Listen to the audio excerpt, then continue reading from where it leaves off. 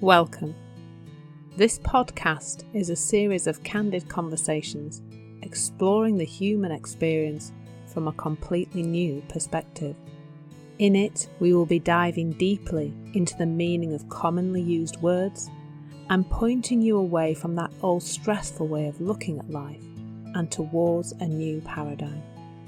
This will help you find a sense of calm, cultivate meaningful relationships, and create harmony in every aspect of your life.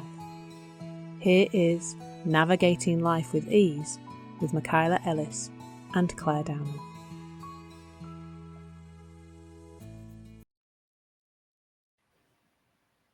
Hello. Hey.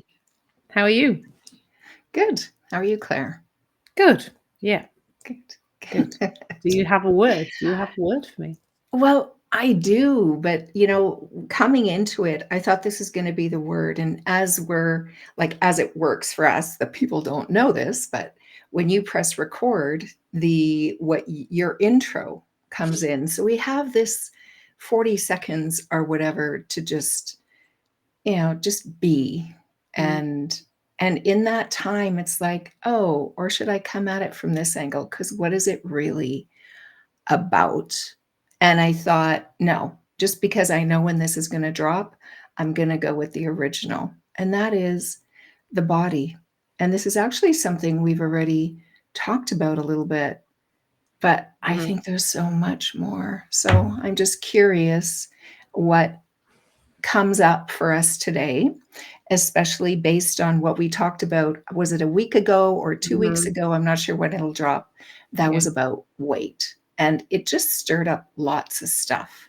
Yeah. So it's really interesting because I've just come off the call before this. That conversation was all about just me and another coach just caught up about just how much nonsense there is about what it's supposed to look like, the body, our bodies, and particularly I think for women.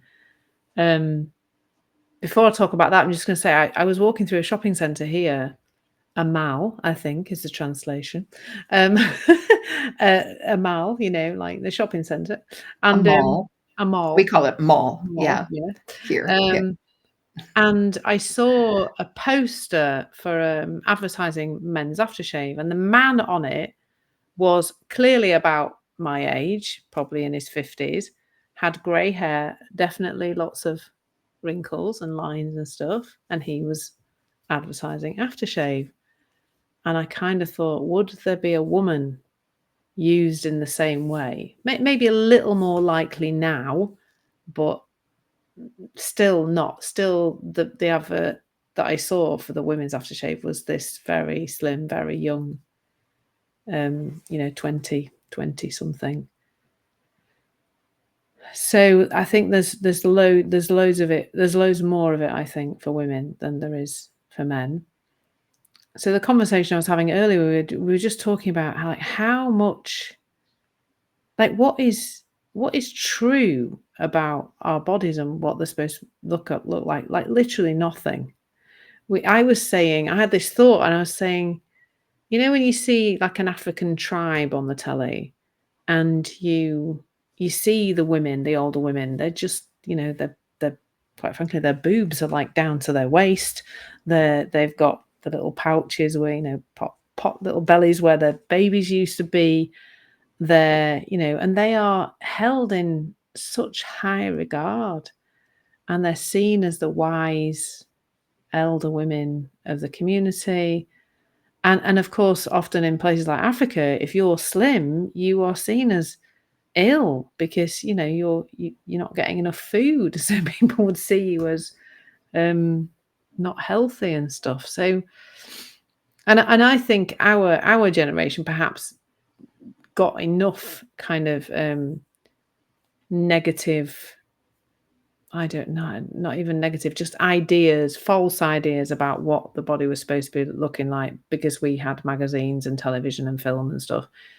But now, I mean, it's just everywhere what people are supposed to look like, what the body's supposed to look like. I mean, we can't discount the face in that, with the things. I don't know what it's like over there, but over here, the the lip stuff going on, and the the eyelashes that are out here, and just everything, this whole thing of people kind of manipulating their body and face and everything, but in quite seriously physically dangerous ways, actually, in some ways. I mean, who knows what some of these treatments are going to produce for people in a health way, in terms of the health of the body.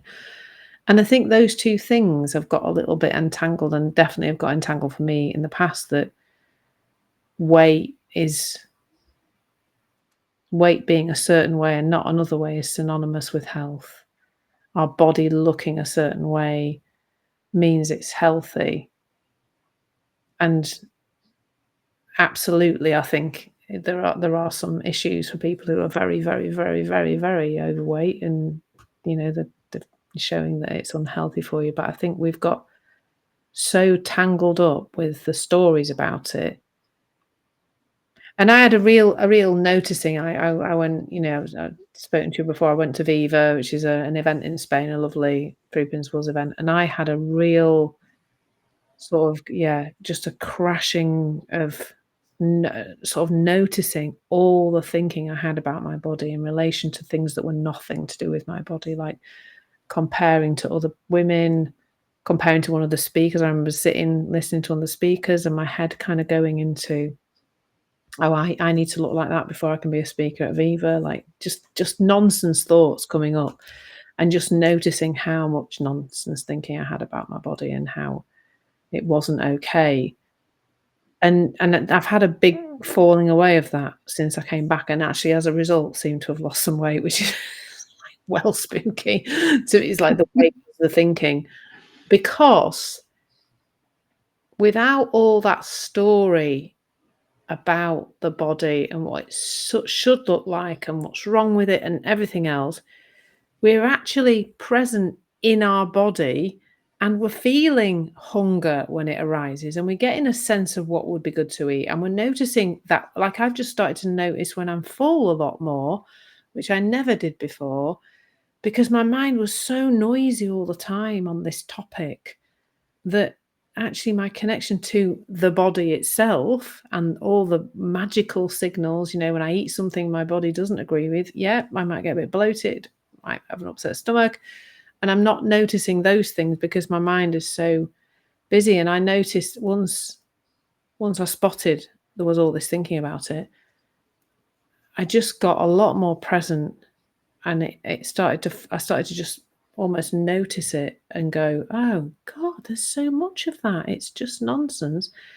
And by noticing it was nonsense, then it just seemed to fall away, a lot of it. And I'm just noticing little changes in behavior, little tweaks, little just noticing leaving food on my plate, which is I don't know if you were trained to be a plate clearer, because you can't put food in the bin. That's raised by post.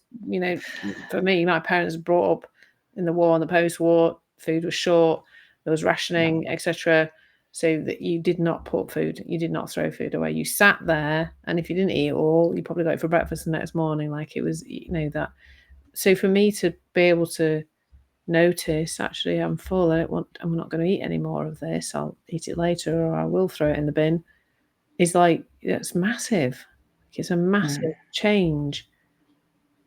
And it's, I think one of the things is that we almost think, or we've almost been kind of brought up to believe that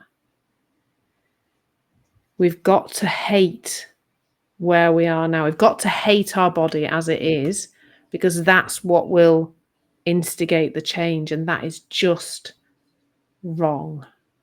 It doesn't. It makes us feel terrible. We're much more likely to eat badly if we feel terrible about our bodies. We're not like loving our body, and it just makes everything, our mind, so much noisier. So that was quite a bit, wasn't it, about that? Yeah, I've seen there's been a big change for me about it just recently. Really big change. So how about you? Nice. Yeah, where to go?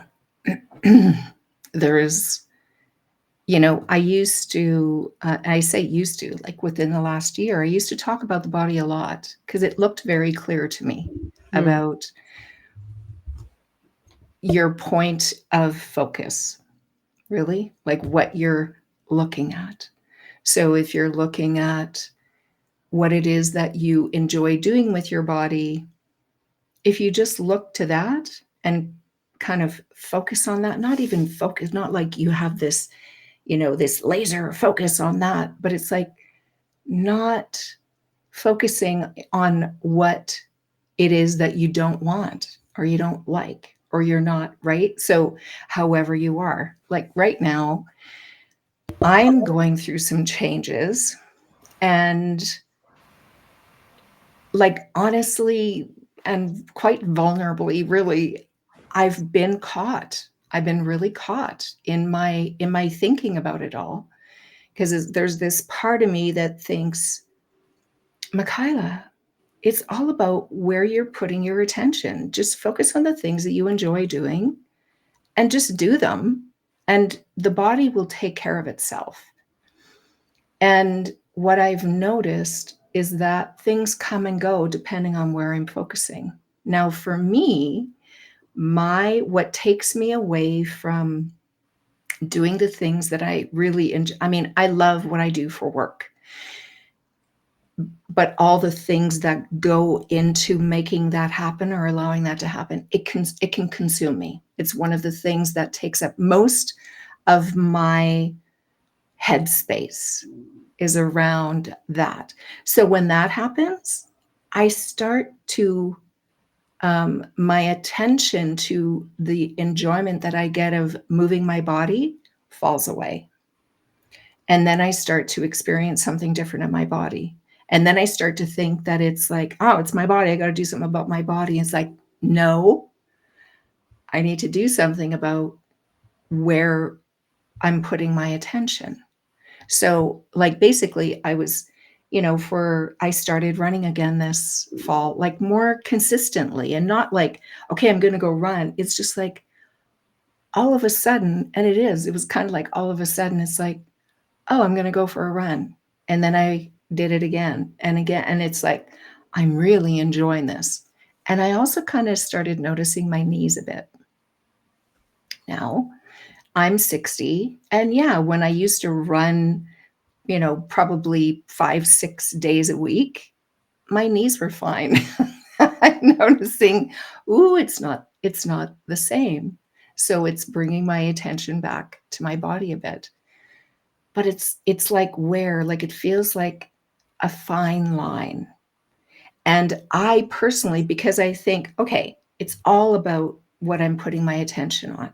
And I need to like look at it more, like not get so focused on my work or business and coming in here and sitting here for so much of the day without also getting fresh air or riding or, whatever it is that I may feel like doing that day, because I was denying it.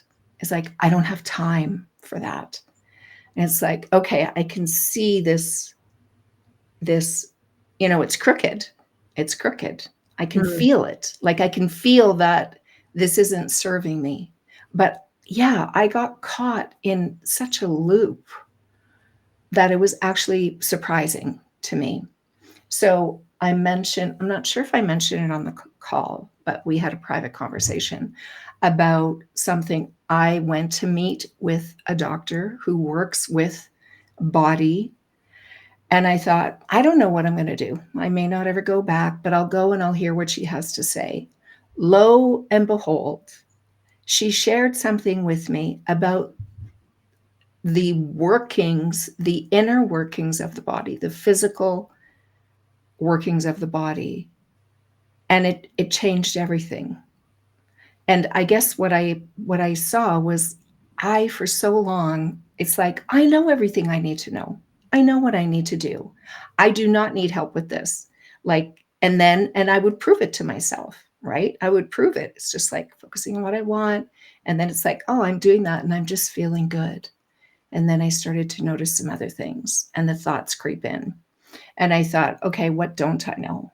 Let me just scooch back like 8 years ago or so, where I was diagnosed with a low acting thyroid. And my doctor said, you need to go on thyroid medication and you're going to be on it for the rest of your life. And it's just like, so for about 2 years, I said, no, I'm going to figure this out on my own. I'm going to do it naturally. I was really against medication. And I had all kinds of things going on. I felt depressed. I did not understand the principles at that time. That came into my life a few years later.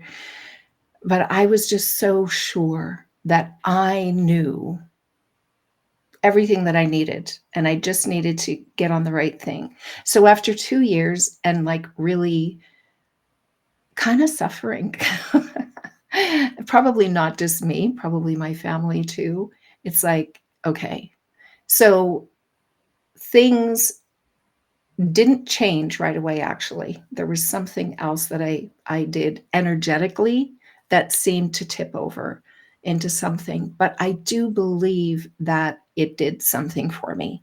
Maybe, I don't know. Do you hear that there's still a little part of me that is really against being on this medication for the rest of my life? I hate that, like, really. And it's like, okay, just chill out, because there may be more that I don't understand. And that was something that I thought, okay, there's a little bit of, in the world of the three principles, right? This idea that our mind controls our thoughts, right? Control what we're experiencing. It's like, it was one of those yeah buts. That's what I experienced this last, month, about a month, was like a yeah but. And it's like, no, I know of the people who their cancer disappeared. They were on death's door and their cancer disappeared. How does this happen? Where does it all happen? And some things maybe I just don't need to know the answer to. It's like going back to what feels good. So yeah, in the way of the body, even with this new information, like how I understand that my body's working now at this age, and I'm really against this age thing. Even Rob, he was joking with me a couple of weeks ago about my hearing. He said, your hearing's going. And he was kind of joking about something, right? And I said, I don't want to joke about our age anymore, because it gets in our head and we start to expect these things are going to happen because of the number that is being applied to our time on earth. And just like the number on the scale for your body, or the number or letter assigned to your clothing sizes, there's so much thought about it. It's like, I don't want to contribute to that. I don't want it to get in my head. I feel vulnerable right now. So let me get back to just like, does this feel good? What I'm doing, how I'm doing? And if it doesn't, okay, then guide me. And what do I know? What to do? And when I try and make things happen with this noggin, it usually feels hard and I get a little bit resentful. So yeah, this whole, the body, it's in all these angles we can be in relationship with it. There's so much involved in the marketing, and even what I thought was happening in my body was not what was happening. I actually had it wrong, and it was something that I heard online. Oh my god. Anyway, yeah, does that bring up anything, any nudge, anything else? I just think it's all the stories, isn't it? That's what I've heard, like what I've said, what you said. It's just the stories and the making up what something means. Like I've been reading a book called No Self, No Problem, whose author I now cannot remember. Chris Nebar, I think he's called. And he talks about the left side of the brain that is just it's the interpreter. It's just everything all the time. It's trying to make that it's an efficiency thing, isn't it? Trying to make that fit a previous story that makes sense. But Yeah. none of that is actually the truth of what's happening now. It's all just the interpreter trying to efficiently process the billions of bits of information that are just coming to us all the time. And it's just interpreting all the time. And what a lot of chuffing nonsense it comes up with about everything. What everything means, mostly what everything means about us, and whether that makes us good enough or not good enough, or I think that probably is a sum of it, isn't it? That's it, really. We're just massive story machines, just going at it all the time. And no matter what it's about, whether it's about weight or that other special subject of money, it's just is a lot of storytelling about it, loads of it. And it's so it stops us from being in the present moment and really using this, actually, because this is quite powerful. The mind is quite powerful at tackling real problems that actually may be like you going to see the person who's having a look at what's going on in your body. Yes, that is a really good use of the mind, to go and find a number and find a referral or find something like that is really sensible. But we don't need all the story to take the practical right now actions, and that's what's really in the way of us being as healthy in our bodies as we possibly can. That's it, really. Yeah. So Yeah, much we could story. go on and on about this one for like forever. Right. Because it's huge, and it's huge for people. Well, and there's all these little side stories, Mm-hmm. like what really became apparent to me in these last few weeks. It's like, wow, I feel a little bit of shit, not a little bit, I feel shame over asking for help with this, because I feel like I should know enough. I know everything. It's like, I don't freaking know everything. I do have, like, the most important thing is really understanding how that there's fact and then there's story, and getting just settling in and allowing yourself to explore, like you did with Viva, to like just notice and see what was coming up, right?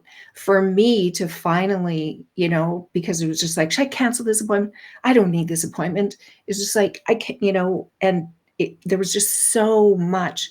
I did not see how much this,